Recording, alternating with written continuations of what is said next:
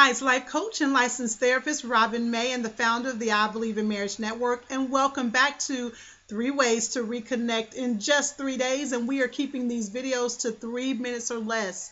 So let's dive in.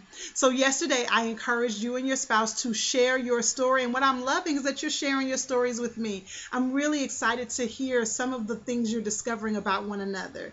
So here we are at day 2, and I want the two of you to change the channel. Do you love my trusty prop? But listen, I don't want you to change the channel from your conversation yesterday. If that's flowing, let it flow. But I do want you and your spouse to change the channel by changing your conversation and, if possible, changing your scenery.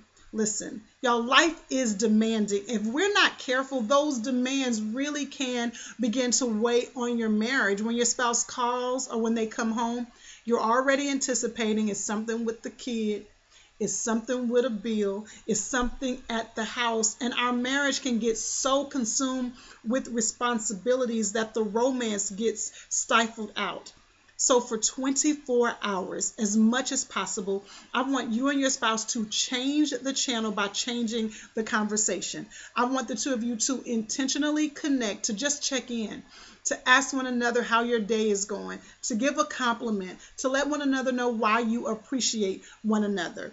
For just 24 hours, I want you to pause the pressure, because you may not realize that there's no such thing as standing still in marriage.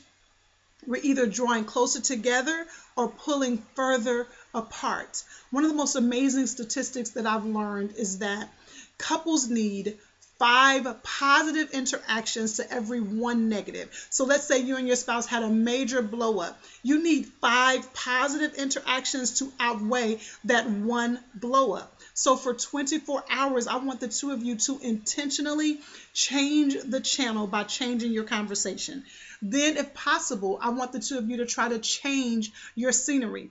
Can the two of you go out to dinner somewhere new that you've never been before? If that's too much, just go for a dessert. If that's too much, just sit outside on your stoop or your porch or whatever you call it and just spend some time together.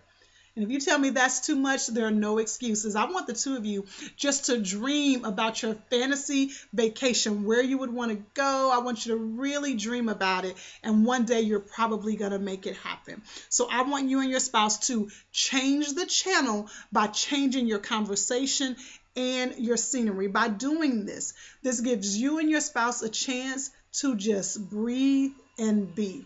To just breathe and be. And every couple needs that. Cannot wait to see you tomorrow for day 3.